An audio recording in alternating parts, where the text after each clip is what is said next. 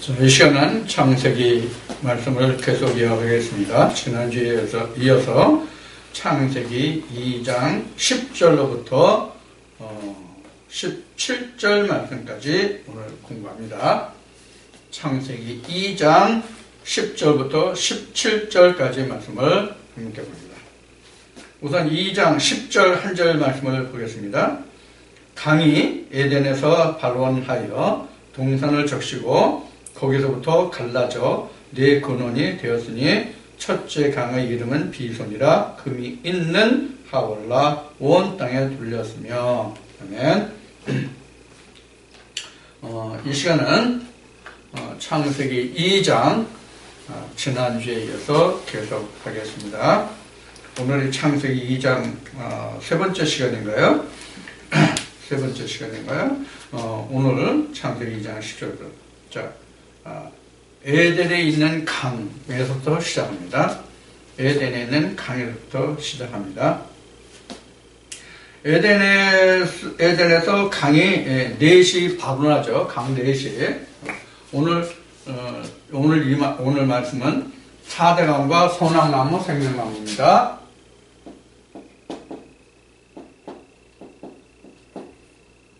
사대강과 소낙나무 생명나무입니다. 지금 창세기 2장 10절에서 보시는 바와 같이 강이 에덴에서 발원했다고 그랬습니다. 자, 에덴이 무슨 뜻이에요? 에덴이 사실은 하나님의 집이에요. 에덴이 하나님의 집인데 이 에덴이라는 그 어원을 보면 아단에서 근거했다 이렇게 그 설명을 하고 있어요. 히브리 사전을 보면은 아단에서 그 어원이 돼서 그 에덴이라는 말이 나오는데 이 아단이라는 그 말의 뜻이 어떤 의미냐면 부드럽다, 즐겁다 그런 뜻이에요.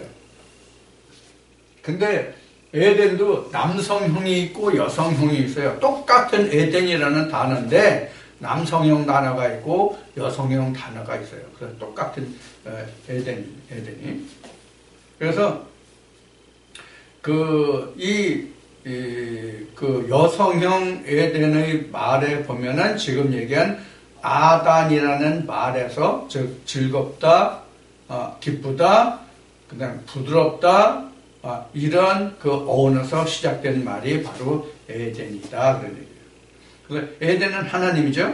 그래서 기쁘고 즐거운 집, 즉 하나님의 집이에요.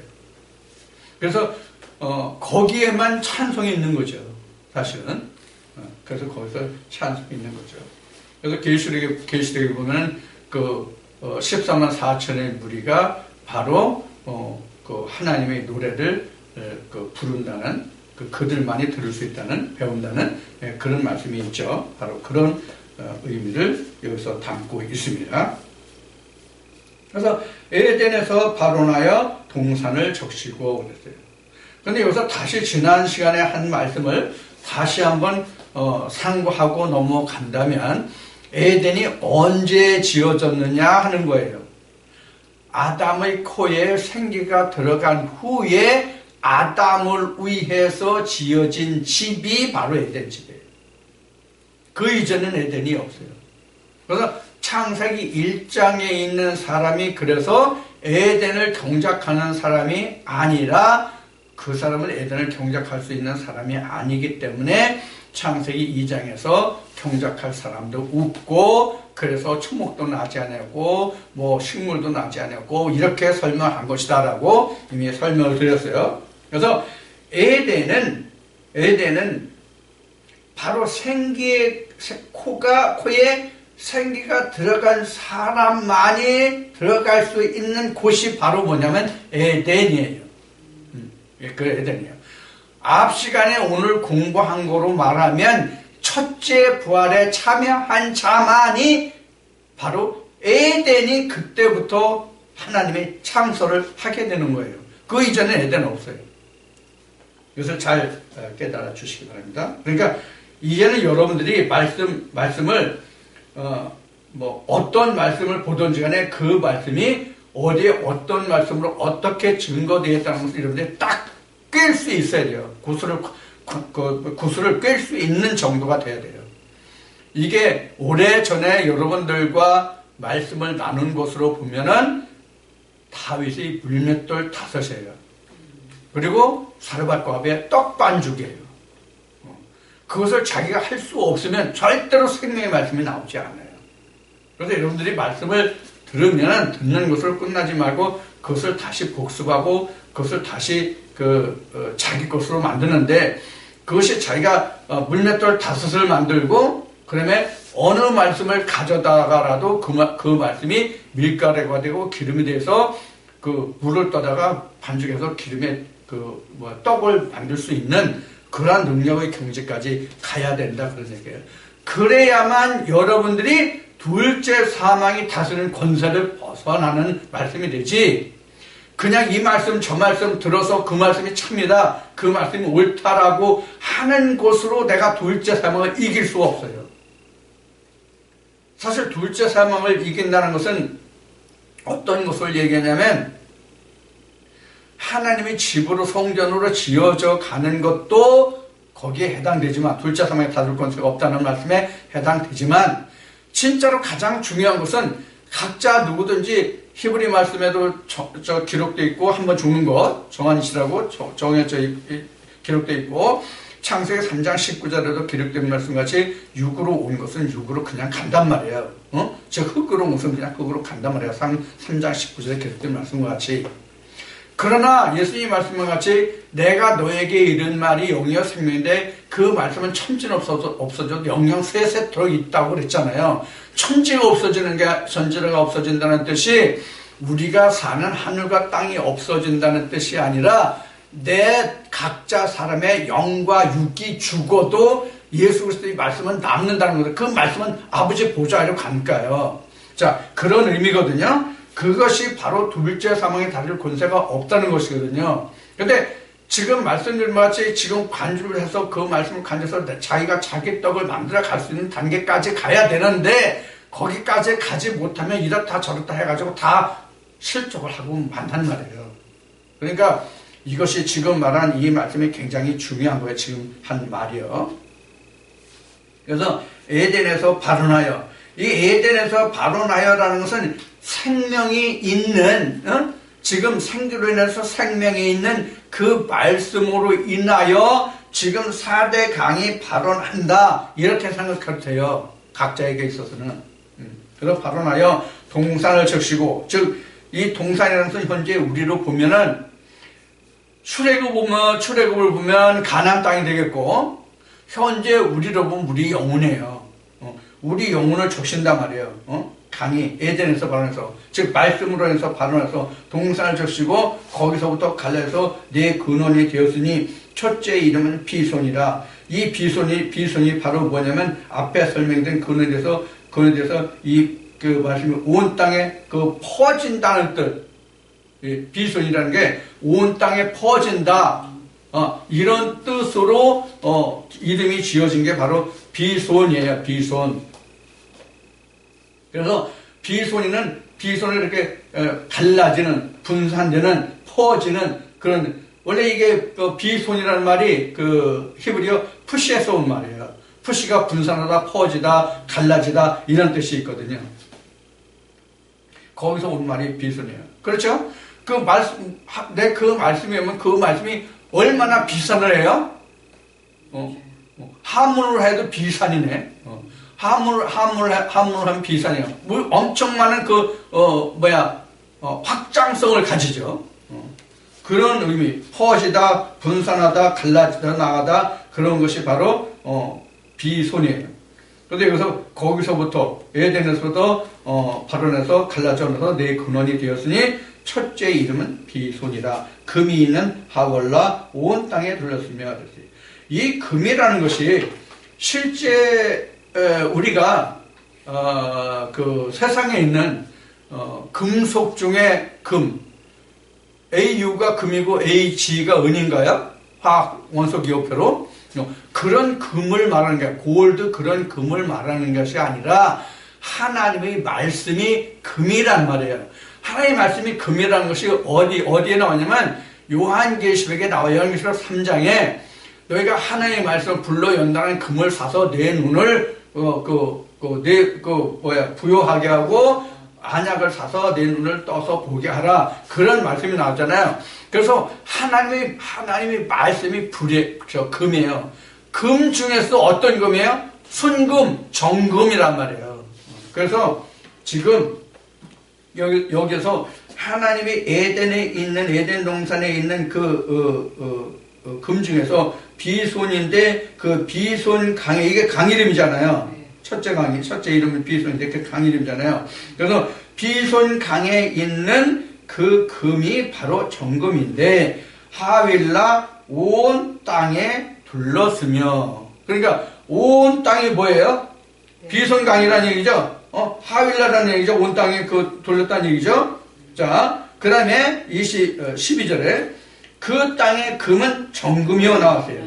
이미 설명했는데 여기 12절에 지금 비손강과 그 하윌라 온 땅에 있는 그 땅의 금은 정금이요 그곳에는 베델리엄과 호마노도 있으며 그랬어요. 그러니까 금과 각종 보석이 있다 그런 얘기예요. 하나님의 말씀 안에. 이 말씀 안에서 이스라엘 백성들이 뭐가 나오냐면 12보석이 나오고 그 12보석이 12성이 나오고 12보석 12성이 바로 14만 4천이 되고 이렇게 이제 요한계시록까지 이어지는 말씀이고, 민수기 1, 2, 3장에 가서는 각 지파의 이런 12보석의 상징으로 해서 각 지파를 상징하고, 그래서 아론의 그 거룩한 제사장 복장에는 가슴에 흉패가 있는데 그 흉패에 12지파의 보석을 달아서 그 12지파를 상징하는 12지파가, 그러니까 아론이 그 하나님 앞에 나갈 때는 12지파가 다 나가는 것의 상징으로 했단 말이에요. 지금 12지파의 모든 보석이 지금은 각자의 신비에 있어야 된다. 이게 이사야서에서 기록한 뭐예요? 의의 겉옷이다. 이게 신약에 오면 예수 그리스도의 옷으로 되죠. 복음의 옷이죠. 자, 그렇게 설명이 되고 있는 겁니다. 그 다음에 15절에 둘째 강의 이름은 기혼이라 구수 온 땅에 둘렸고, 그 다음에 기혼. 이 기혼이라는 강이 여기 둘째 기혼이잖아요. 기혼이 지금 예루살렘 근처에 있는 계곡 이렇게 나왔어요. 예루살렘에 있는 강의 계곡 이렇게 나왔어요. 강줄기예요. 강줄기인데 어디서 강줄기가 나왔어요? 앞에 비손강이라는 거기에서부터 줄기가 나온 거예요. 그러니까 하나님의 말씀으로부터 나온 강들이 바로 그 뒤에 네 번째 강까지 있는 그 강의 이름들이에요. 근데 지금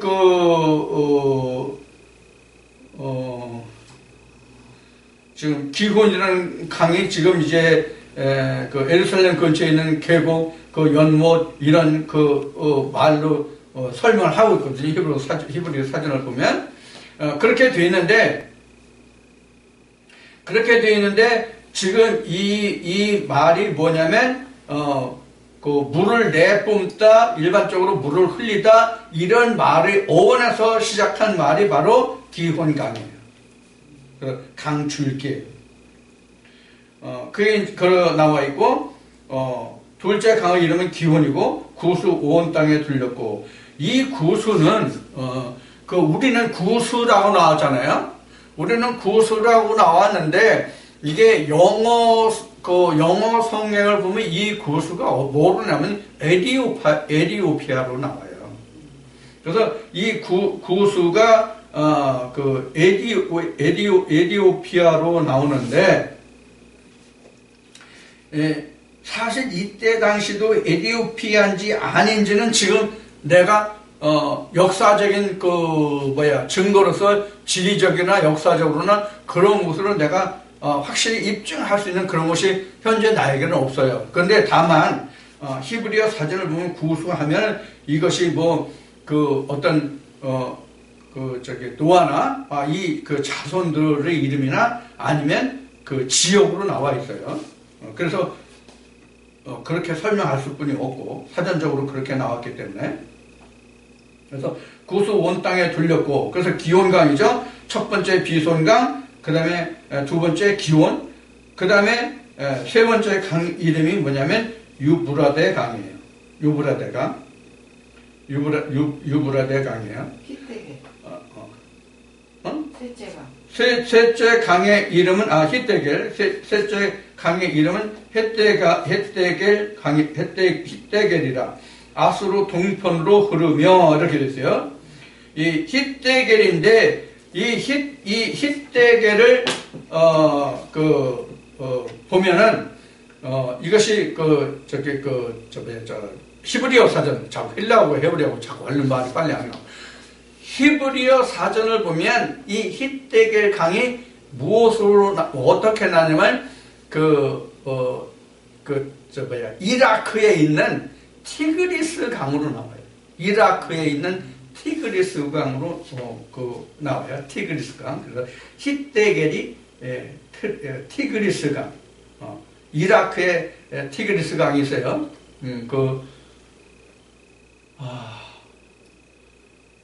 그렇죠. 후세인지.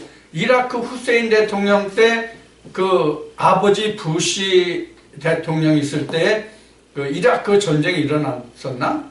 아버지 부시 때죠. 아버지 부시 때 이라크 전쟁이 일어났었는데 그때 티그리스 강을 중심으로 큰 전투가 일어났던 것이 그때 보도되기도 했죠. 그래서 히데겔 강이 바로 지금 오늘날의 티그리스 강으로 여기 히브리어 사전에는 설명을 하고 있습니다.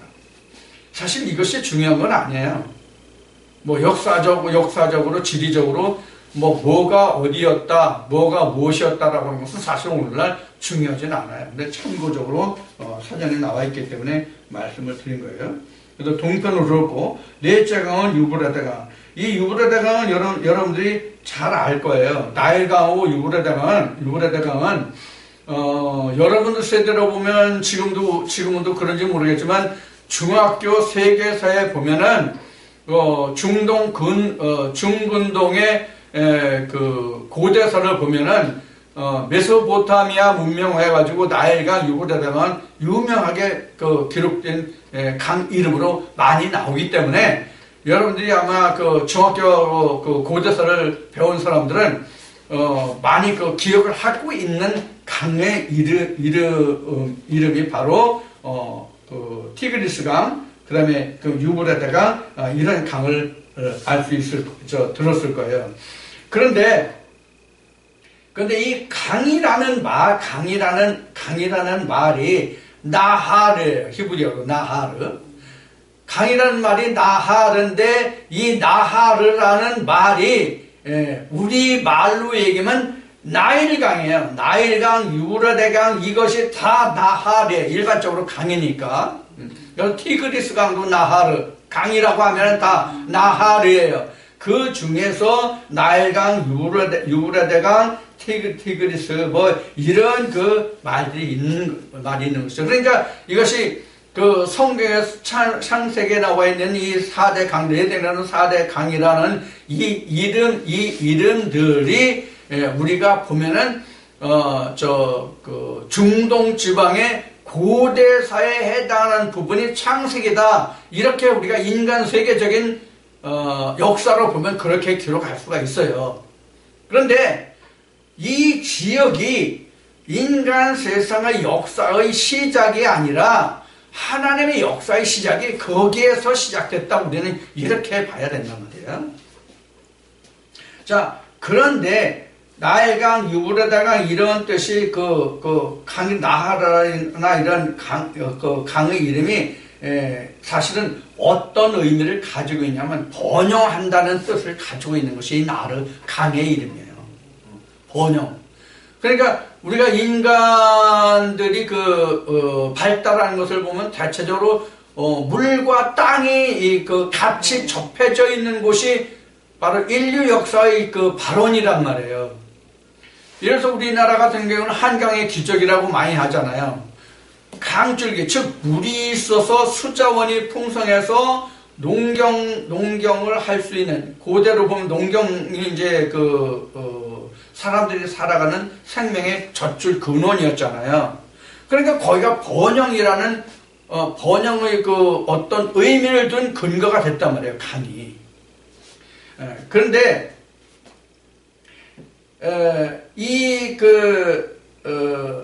지금 보면 거기 하윌라 나오죠. 하윌라 첫 번째 보면 에덴을 보면 비손인데 금이 있는 하윌라라 이렇게 나오죠. 이 하윌라가 어떤 의미를 가지고 있냐면 원형이라는 둥글다는 의미를 가지고 있어요. 하윌라가 둥글다, 원형이다 이런 의미를 가지고 있는데 이 둥글다 의 의미는 뭐냐면 반지를 말하잖아요. 반지. 반지하면 우리가 성경에서 굉장히 깊은 뜻을 가지고 있거든요. 예를 들면 왕비 에스더가 왕 앞에 나갔을 때 반지를 보였나요? 왕의 호를 보이면서 왕을 보이면서 조서를 낼 때 인장 반지로 어인을 찍잖아요. 그래서 어인을 찍으면 절대 누구도 변개할 수 없는 그런 명령이 되잖아요. 법이 되잖아요.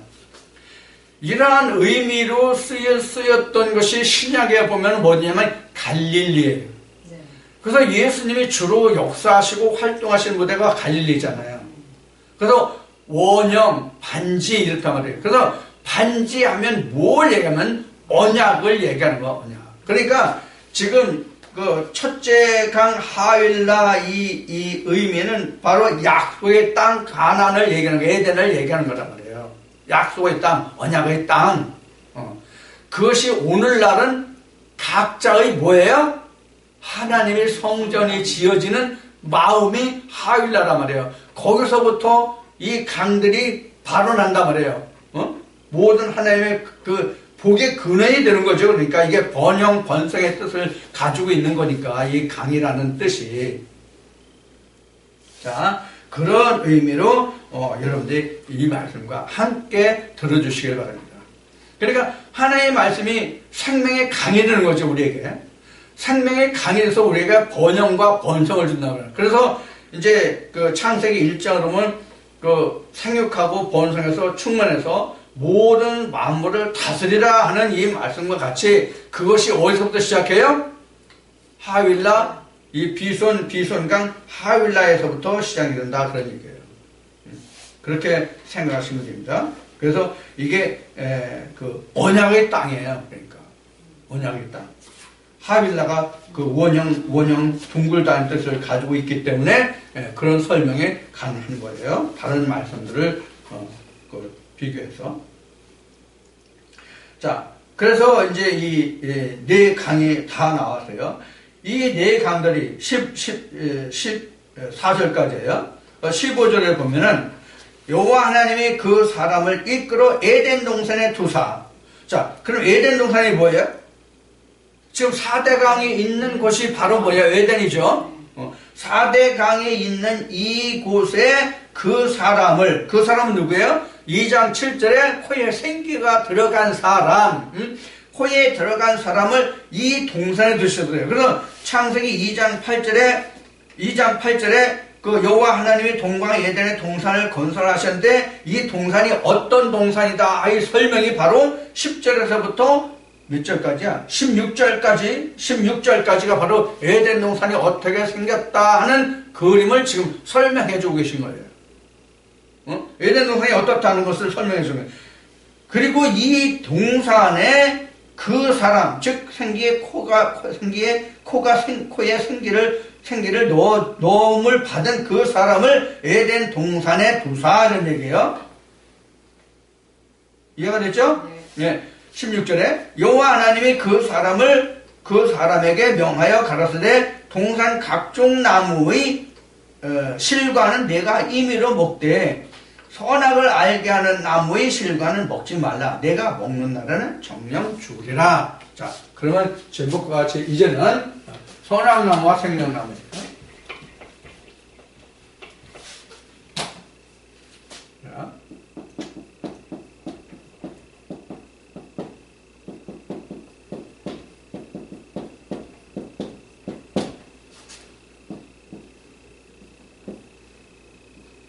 자, 선악나무와 생명나무가 어디 있어요? 에덴 동산 안에 있어요. 에덴 동산 안에 있어요. 에덴 동산 안에 선악나무와 생명나무를 두셨어요. 그럼 선악나무는 뭐예요? 죽게 하는 나무. 그럼 생명나무는 뭐예요? 살게 하는 나무가 되겠죠? 자동적으로. 자, 그러면 우리가 먹어서 죽는 나무라면 쉬운 예로 세상말로 표현하면 뭐냐면 독이 들어있는 열매겠죠. 독과겠죠. 그리고 여기는 생명을 주는 씨가 있을 거고요. 자, 그럼 독을 주어서 독이 있어서 죽게 하는 나무가 뭐냐 하는 거예요. 우리 세상에서 보면은 우리가 먹어서 죽게 하는 독이 있는 그 열매들이 여러 종류 많은 것들이 있죠. 많은 종류들이 있는데 우리가 지금 현재 세상에서는 이런 나무들의 열매를 따서 먹는 사람이 현재는 없단 말이에요. 죽으려고 일부러 작정한 사람 외에는 이런 나무 열매를 먹는 사람이 없어요. 그러면 지금 이런 말은 세상 나무 열매를 두고 하는 말이라면 이 말을 기록할 필요가 없어요. 지금 우리가 현재 사는 이 세상에서 지금 아직도 그 증명되지 않은 드러나지 않은 어떤 독을 품고 있어서 먹으면 죽는 나무가 자꾸 생겨난다면 이런 말이 지금 가능할지 모르지만 현재 우리가 사는 지금 현존하는 이 지구촌에 있는 모든 열매나 모든 채소들은 어떤 것은 독이 있고 어떤 것은 독이 없고 어떤 것은 먹을 수 있고 먹으면 안 되고 또 먹어도 사람에게 좋지 않은 이런 음식들의 모든 열매들의 채소가 다 지금 이미 다 완전히 분류되어 있는 상태거든요. 그래서 식물보감이라든가 이런 것을 보면은 세세히 자세히 잘 나타냈어요. 그림과 설명과 모든 게 다 자세히 나타났어요. 그러면 누가 그 소낙나무 죽게 하는 소낙나무를 먹고 그 열매를 먹고 죽을 사람이 누가 있겠냐고요. 그렇게 보면은 소낙나무가 현존하는 세상의 어떤 나무의 열매나 채소나 그런 것을 두고 하는 얘기는 아니잖아요. 또 반면에 생명나무라고 한다면 죽은 사람도 살리는 생명나무가 있다면 소낙나무를 먹으면 어때? 소낙나무 먹고 죽었으면 생명나무 열매 먹고 다시 부활시키면 되잖아요. 이런 우리가 설명이 우리가 해볼 수 있는 것이네요. 이런 것을 가정하고 이런 것을 설명해 볼 수 있잖아요. 자, 그러면 소낙나무와 생명나무는 무엇을 두고 하는 얘기냐? 결국 생명나무는 우리가 성경에 많은 성경들을 보면 생명나무에 대한 설명은 많이 나와요. 단적으로 뭐가 나와요? 생명나무가 예수 그랬잖아요. 예수 그러니까 생명나무 설명이 많이 나오잖아요. 가장 대표적인 것이 앞 시간에도 얘기했지만 강좌위에 나는 나무, 그것이 바로 생명나무로 설명이 되잖아요. 요한계시록 22장의 1절부터 보면은 거기 나오잖아요. 그 다음에 창세기 지금 2장을 보고 있지만 창세기 3장에서도 보면은 생명나무 열매도 따먹고 너희가 영생할까 하노라 하나님이 그렇게 말씀하시니까 생명나무는 그건 뭐예요? 영생의 나무잖아요. 하나님이 창세기 3장에서 말씀하시는 거 보면 생명나무는 영생나무라고 그래요. 자, 영생나무라고 하기 때문에 이것이 신약의 설명이 바로 뭐냐면 내가 곧 길이요 진리요 생명이도 영원한 생명이라고 말씀하신 예수로 그래서 설명이 된단 말이에요. 그래서 이 생명나무라는 것은 예수 그리스도를 뭐 하는 거예요? 예표하는 거란 말이에요. 그 예표하는 것이라는 것은 선행적으로 먼저 무엇을 이야기하고자 하는 어떤 모형으로 보여주는 거예요. 이게 영화의 설명으로 얘기하면 결론에 도달하기 위해서 사전에 도입하는 부분이거든요. 도입 부분이 바로 예표란 말이에요. 이것을 영어로 설명한다면 영어로 한다. 영화의 설명으로 얘기하면 fade in이에요. 들어오는 말이에요. 진입 부분이란 말이에요. 그래서 fade in이라는 건 뭐냐면 어둠에서부터 시작해가지고 차차차차차 밝아지는 형태가 바로 그런 영상의 기법이 바로 fade in이거든요. 자, 그 반대는 그럼 fade out이 되겠죠. 그래서 그 결과물이 그 예표라고 하는 것은 어떤 도입 부분인데 도입 부분이 있다는 것은 반드시 뭐가 있다는 얘기예요? 그 결과가 있다는 얘기거든요. 그래서 예표라는 것은 결과가 반드시 똑같진 않아요. 그러나 예표가 있다는 것은 반드시 그 답이 있다는 얘기예요. 그러니까 예표가 있으면 그 답이 있어요. 예표는 있는데 답이 없다면 이건 있을 필요가 없는 거예요. 그걸 영화적인 기법으로 설명하면 fade in이라고 했는데 가면서 점차적으로 밝아지는데 점차적으로 어두워지고 아무런 형상이 나타나지 않는다면 fade in의 기법이 아니란 말이에요. 자, 그래서 예표라는 것은 바로 문제예요. 예표라는 건 문제예요. 문제를 내면 반드시 답이 있잖아요. 이것을 고린도서 13장으로 얘기하면 예표는 거울이에요. 예표는 거울이라면 그 결과는 얼굴이에요. 그래서 거울이 있다는 것, 거울에 나타난다는 것은 그 뭐예요? 그 실상이 있다는 거죠. 실상이 없으면 거울에 나타나진 않잖아요. 이게 거울과 얼굴의 관계란 말이에요. 자, 그렇다면 생명나무를 지금 설명했죠? 그렇다면 선악나무도 마찬가지예요. 그러면 선악나무는 죽게 하는 것이라면 그럼 무엇이 죽게 하는 것이고 죽게 한다면 무엇을 죽게 하느냐 하는 거예요. 무엇을 죽게 하는 거냐 하는 거예요. 자, 결론적으로 창세기 3장에서 이게 나오는데 뭐가 죽어요? 생기가 죽는 것이라면 생기가 죽는 것. 이 죽는 데가 뭐냐면 생기가 죽는 것이란 말이에요. 자, 그럼 무엇이 생기를 죽게 해요? 이 답이 어디 있어요? 선악나무 열매를 보면 반드시 죽는다고 그랬잖아요. 정령조리로 되어 있잖아요. 뒤에 3장에 가면. 자, 그러면 무엇이 죽게 하는데 무엇을 죽게 하느냐 하는 것을 생기가 죽는 것이라고까지는 설명을 했어요. 그럼 무엇이 생기를 죽게 하는 것이냐? 이게 답이 어디냐고요? 예? 이 답이 어디냐고요? 자, 갈라디아 4장 1절부터 가면 율법 아래 있고자 하는 자들이요 이렇게 나와요. 율법 아래 있고자 하는 자들이 너희가 율법을 듣지 못했느냐 이렇게 나와요. 그래서 이 갈라디아 4장의 말씀에 보면은 죽게는 선악나무가 뭐로 나왔냐면 율법이에요. 그래서 죽게 하는 나무가 율법이란 말이에요. 너희가 어떻게 해서 죽게 하는 율법에 순종하느냐 이렇게 나온단 말이에요. 고린도후서 3장에도 이렇게 나온단 말이에요. 너희가 어찌 돌에 쏘서 죽게 하는 의문에 순종하느냐 이렇게 나오잖아요. 고 3장 몇 절인가?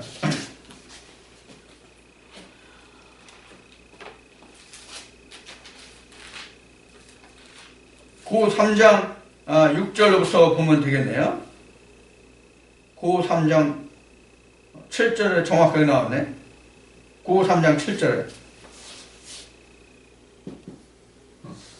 그래서 이 선악나무라고 하는 것은 무엇을 얘기냐면 율법을 얘기한단 말이에요. 자, 그러면 지금 율법이라는 게 구약 때와 신약에서는 지금 각각 다르게 설명되고 있잖아요. 각각 다르게 설명하고 있다는 것은 뭐냐면, 구약 때는 구약에 순종해야 되잖아요. 신명기 말씀을 보면 내가 내 앞에 내 계명을 주느니 이 계명을 지키면 복이요 지키지 않으면 저주라. 이 글에 기록한 저주를 너희가 전부 응하게 하라. 이렇게 말씀이 나오잖아요. 자, 그러면 율법이라는 것이 그럼 무엇이 율법이냐는 거예요. 무엇이 율법이냐? 고린도 후서라고 그러셨죠? 고린도 후서 3장 네. 7절. 네. 고린도 3장 1절. 갈라디아서 4장 1절로부터는 그 율법에 순종하는 자들 그 율법에 관한 얘기가 나오죠. 갈라디아서 4장이요. 갈라디아서 4장 1절부터 보면 3장 고린도후서는 3장 6절로부터 7절 보면은 자세히 나와요. 돌에 써서 죽게는 의문에 순종하느냐 나오죠. 자, 그래서 지금 거기 보면 의문이라고 나왔는데 이 의문이 곧 율법이라면 돌에 써서 죽게 하는 의문 이렇게 나오니까 율법이잖아요. 자, 이 의문과 의문의 반대가 뭐예요? 의문의 반대가 뭐예요? 진리예요. 의문의 반대는 사실 진리가 아니라 믿음이야. 그럼 의문이라는 것은 뭐냐면, 외적이다 그런 얘기, 외적.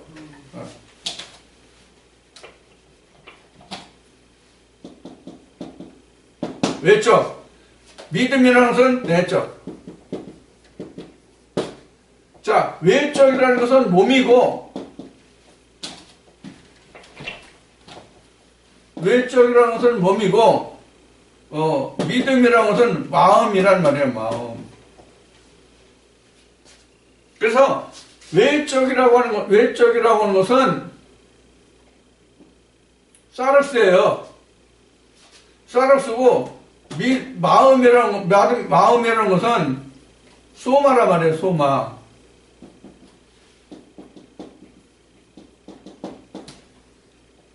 이건, 성경에는 여기도 몸, 여기도 소마도 몸으로 나와서 똑같이. 지금 앞에 마태복음 27장에서 몸이 산다는 것이 나오잖아요. 몸이 일어난다는 말이 나오잖아요. 그 몸이 바로 뭐냐면 소마거든요. 소마 영혼이래. 그래서 레마의 리멤버가 바로 부활이다 이렇게 나온 거예요. 소마기 때문에. 그런데 왜 그럼 레마가 소마 속에 들어가 있는데 무덤이라는 육신에 가려져 있잖아요. 육신에. 육신에 가려져 있잖아요. 육신이. 지금 무슨 얘기냐면 마음이 몸 안에 들어있잖아요. 몸 밖에 나와 있는 게 아니잖아요. 마음이라는 게. 근데 우리를 하나님 뭐로 만들었다고 그랬어요? 흙으로 만들었다고 그랬잖아요. 흙으로 만들었는데 흙 속에 하나님의 레마가 들어있기 때문에 죽었다, 무덤이다 이렇게 설명한 거예요. 그래서 레마가 뚫고 넘어가게 돼요. 그래서 리멤버의 개념, 그래서 그것이 부활이다 이렇게 설명이 되는 거죠.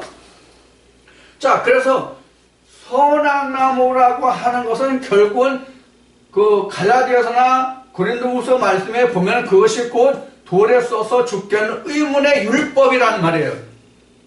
그래서 선악나무가 바로 뭐냐면 율법이다 이렇게 설명할 수 있는 거예요. 그렇게 증거되는 거예요. 그러면 율법이 왜 우리에게 선악나무가 되나요?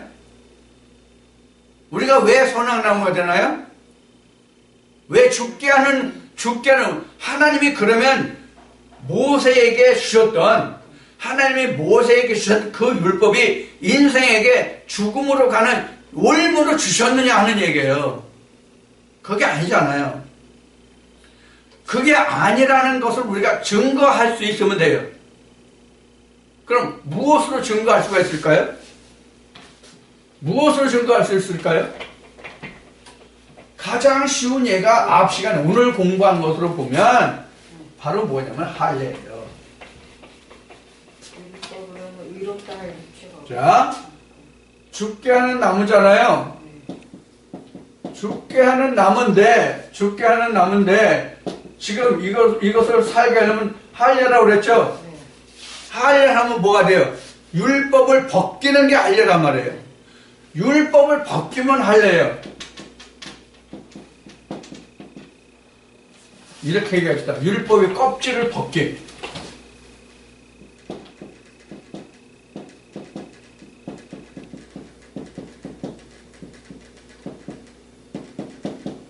율법의 껍질을 벗기면 할례거든요. 근데 이게 바로 뭐냐면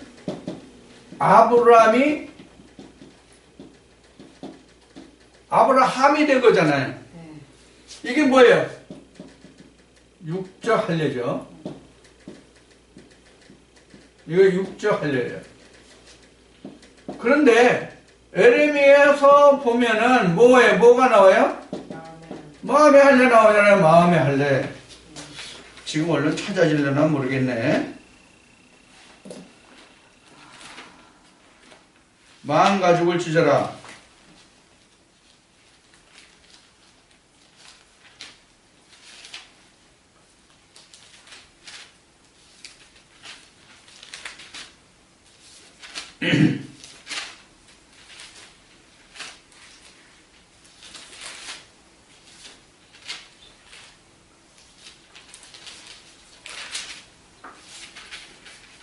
할례는 마음에 할지니 마음 가죽을 찢으라. 말씀이 에레미야서 어디에 나오는데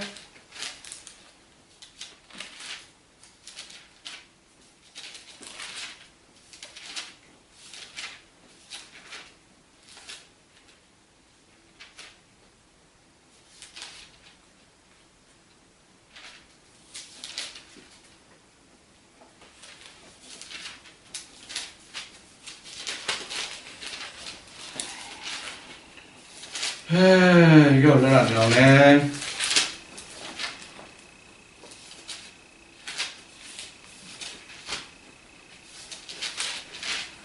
에레미야서가 아닌가? 왜 안 보이냐?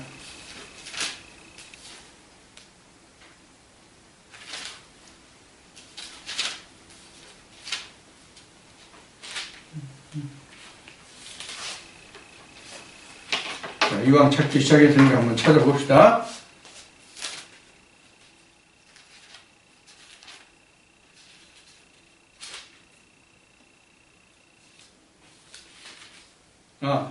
에레미야 4장 4절. 에레미야 4장 4절을 보면 스스로 할례를 행하여 너희 마음 가죽을 베고 이렇게 나왔어요. 내 마음 가죽을 베고. 에레미야 4장 4절. 에레미야 4장 4절에 보면 이렇게 나와요. 4장 3절로부터 봅시다. 나 여호와가 유다와 예루살렘 사람에게 이같이 이르노라. 너희 묵은 땅을 갈고 가시덤불 속에 파종하지 말라. 유다인과 예루살렘 거민들아, 너희는 스스로 할례를 행하여 너희 마음 가죽을 베고 나 여호와께 속하라. 그렇지 아니하면 너희 행악을 인하여 나의 분노가 불같이 발하여 사르리니 그것을 끌 자가 없으리라. 이렇게 나와요. 그다음에 골로새서 2장 10절에도 그 마음의 할례가 나오는군요. 골로새서 2장 10절에도.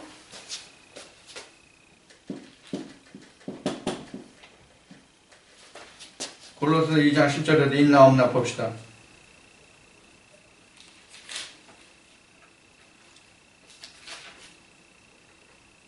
골로새서 2장 10절에 이렇게 기록하시면 너희도 그 안에서 충만하여졌으니 그는 모든 정사와 권세를 버리시라. 또 그 안에서 너희가 손으로 하지 아니한 할례를 받았으니 곧 육적 몸을 벗는 것이 아니야 아니라 그리스도의 할례니라. 그리스도의 할례가 11절에 나왔어요. 그리스도의 할례. 골로새서 2장 11절이네요.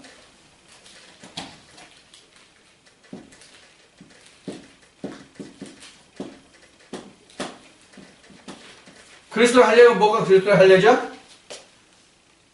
십자가의 부활이 그리스도 할례예요. 자, 이것을 말하는 거로 선악나무 죽게 하는 이 열매를 해서 껍데기 거를 먹지 말고 그 알맹이 거를 먹으라는 뜻이죠. 그러면 이 선악나무 고구 3장 7절에 새긴 돌에 쓴 의문 나왔죠. 돌에 써서 새긴 이 의문 속에 뭐가 들어서 하려면 그 껍질을 벗기면 알맹이가 나오는데 그 알맹이가 뭐예요? 알맹이가 예수라는 얘기예요. 그래서 예수님이 모세의 글, 모든 선지자와 모세와 그 모든 글이 나에 관한 기록이다 이렇게 나왔잖아요. 그러니까 이 껍질이라는 얘기는 뭐냐면 바로 행함 행위를 얘기하는 거예요. 그게 껍질이에요. 행함 행위. 껍질이란 할례는 마음에 할지니는 로마서 2장에 있어요. 네, 로마서도 있어요. 껍질이란 뭐냐면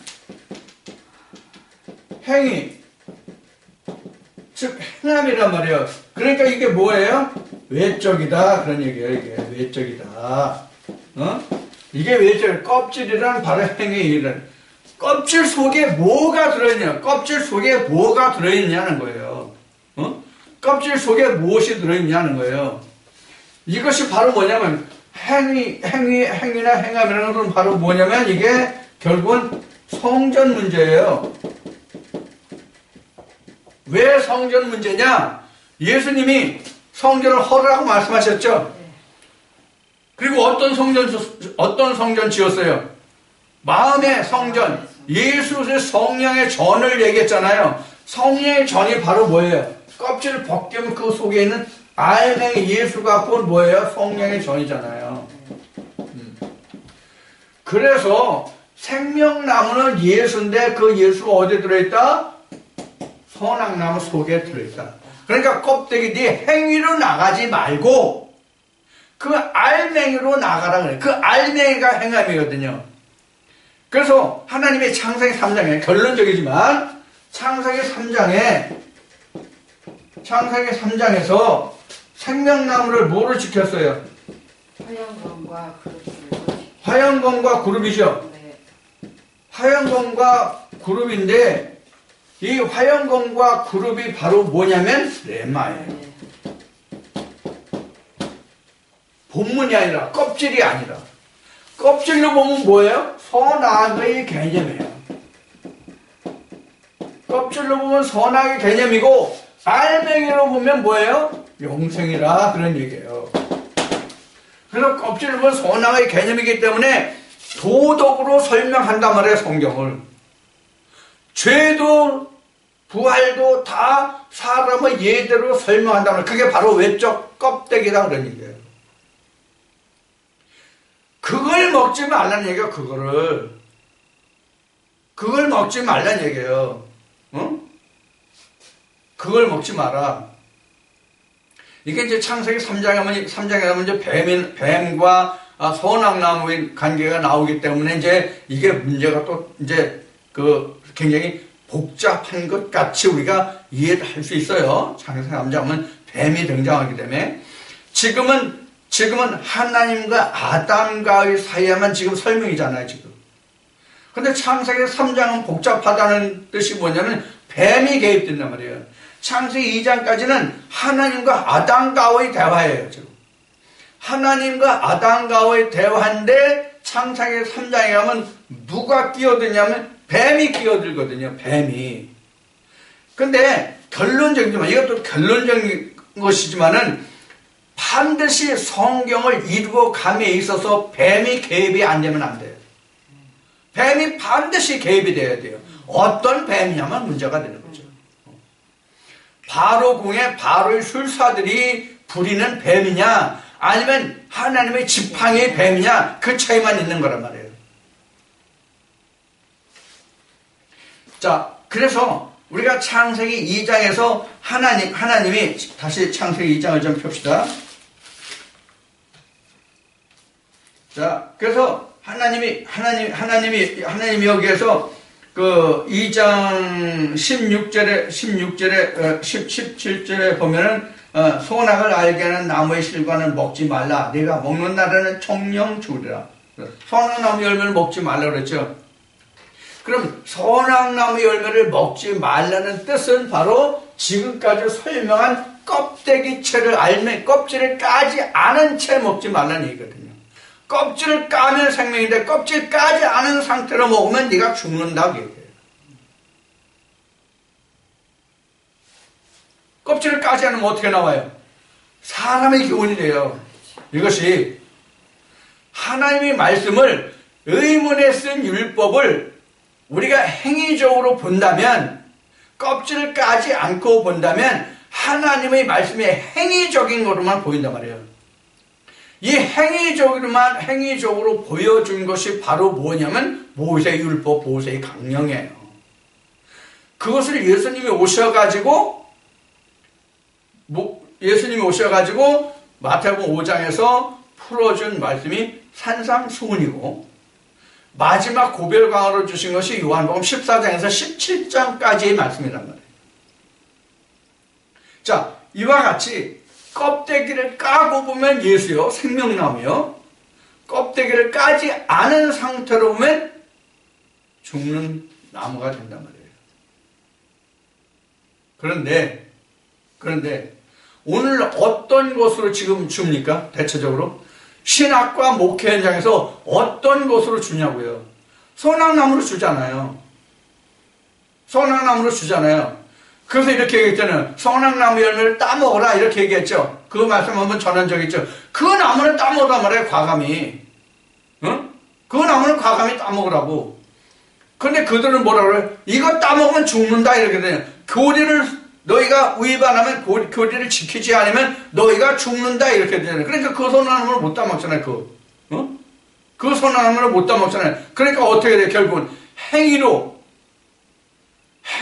그걸 지켜나가려는 말이에요. 내가 뭐 했어 이렇게 나간단 말이에요.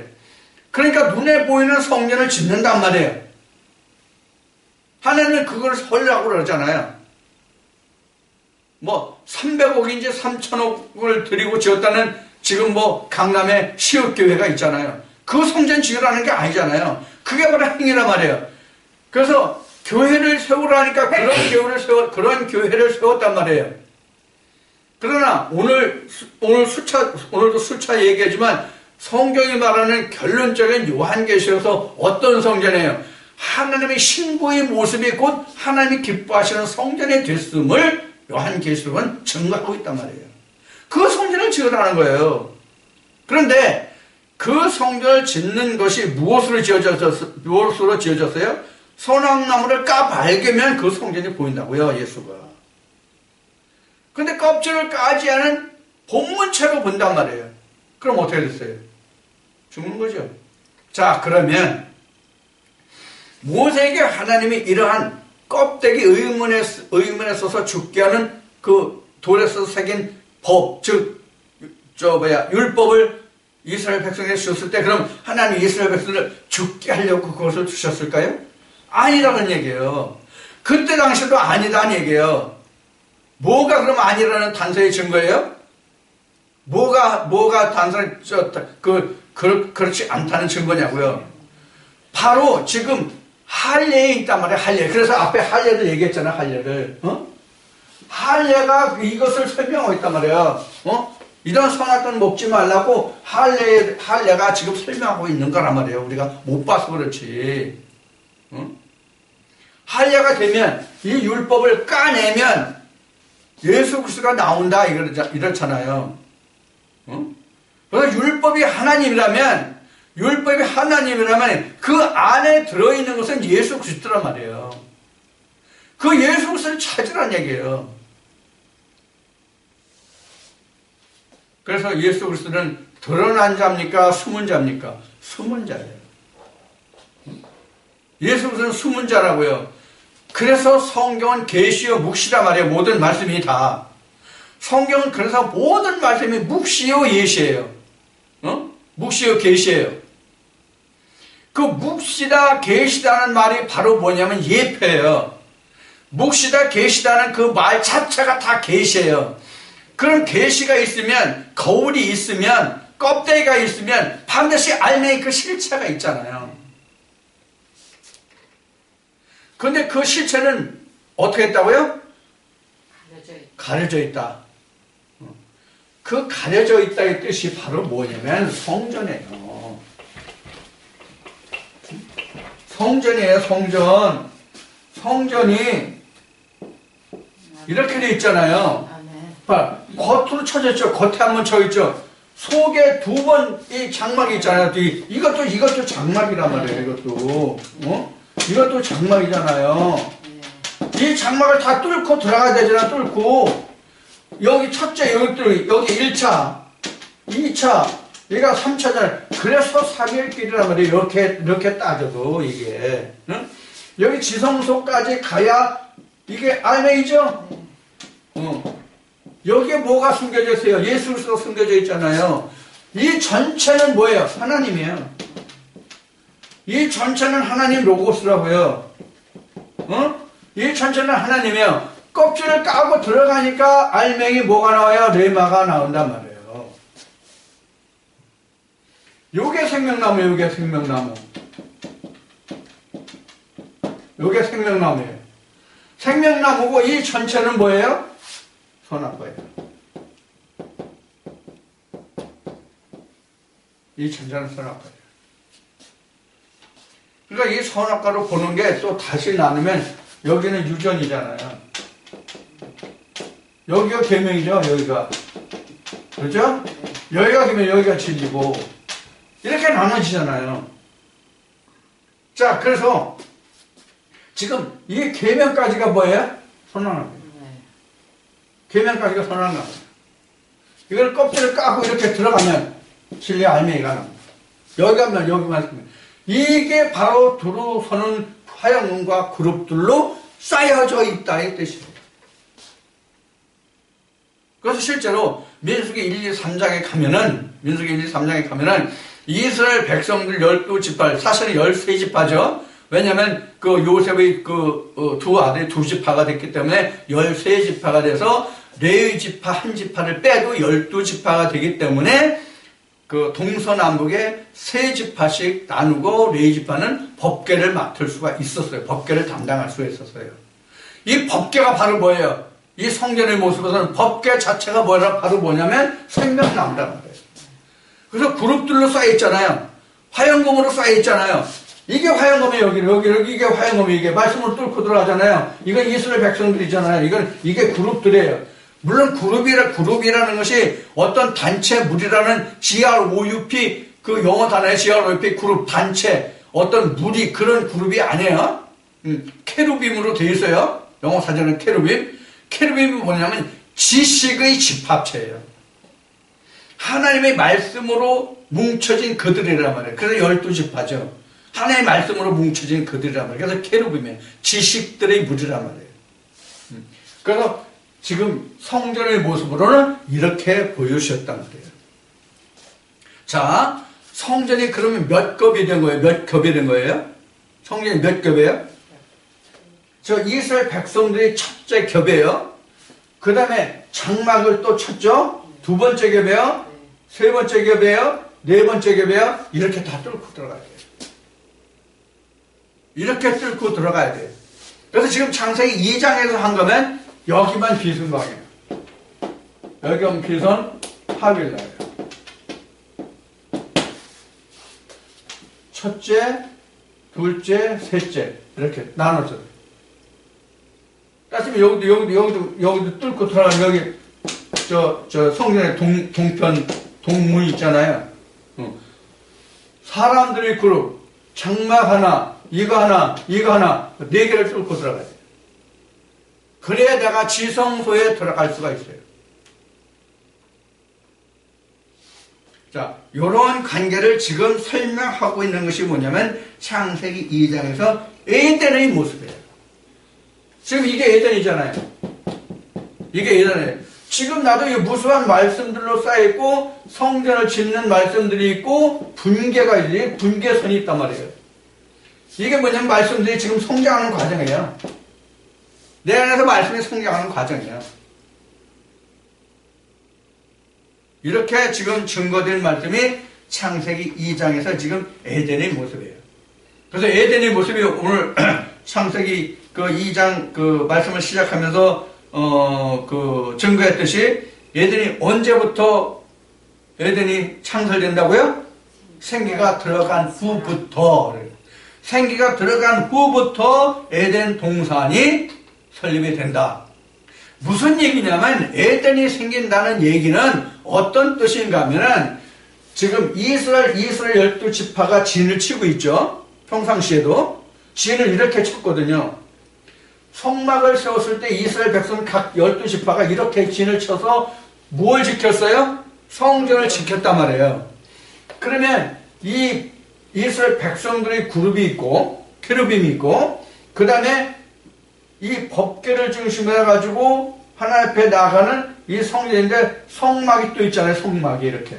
그렇죠? 이스라엘 백성들의 한꺼풀, 성막이 한꺼풀, 그 다음에 뜰에서 성소에서 지성소로 가는 뭐가 있어요? 다 이 가름막이 있잖아요. 이게 다 바로 뭐냐면 휘장들이란 말이에요. 휘장.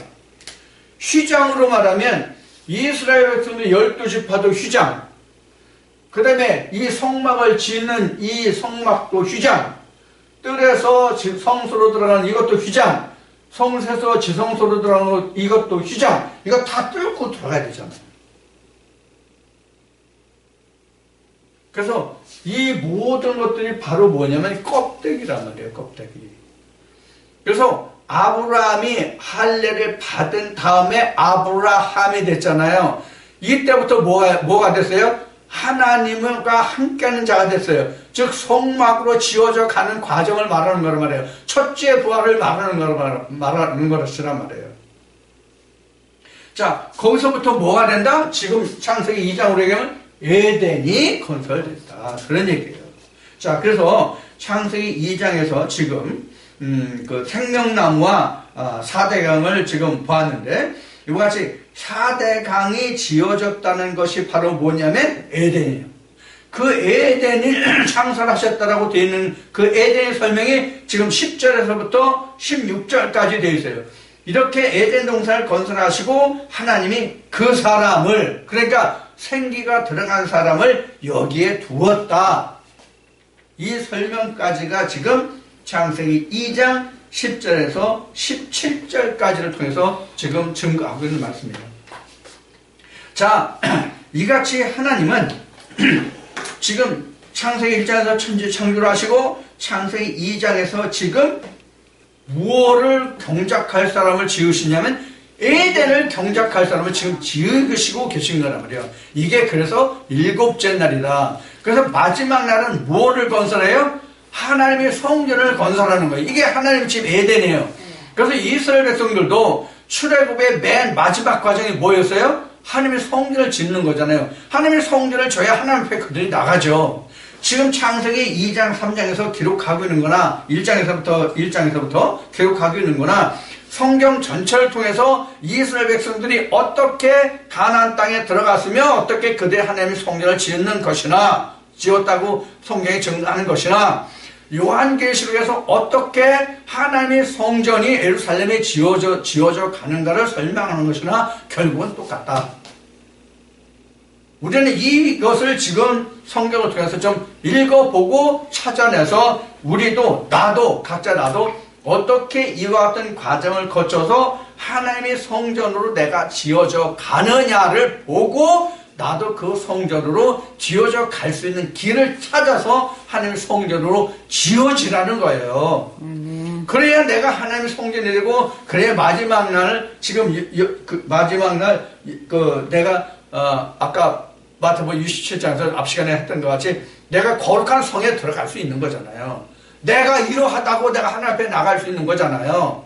자, 이런 것들을 여러분들이 살펴서 내가 오늘날 내가 하나님 앞에 나가는 성령의 교회에서 말씀을 듣는 이유가 뭐고 교회에 나가는 이유가 뭐고 내가 왜 교회에 가야 하는지를 이러한 말씀들을 통해서 살펴서 내가 지금 어떠한 길을 무엇을 바라고 무엇이 내가 지어지고 만들어지고 하는지를 보고 여러분들이 발걸음을 확인하고 그러고 신앙생활을 하시라는 말이에요. 그래야 산 믿음이 드는 거죠. 내가 무엇이 어떻게 될지를 알고 가야 그 결국 알고 가야 그 믿음이 산 믿음이 되는 것이지 나중에 어떻게 되겠지 나중에 어떻게 될 거야 이렇게 가면 안 된단 말이에요. 이 말씀을 통해서 여러분들이 다시 한번 여러분들의 믿음의 발걸음의 여정을 다시 확인해보고 확실한 믿음의 발걸음이 될 수 있기를 축원합니다. 아멘.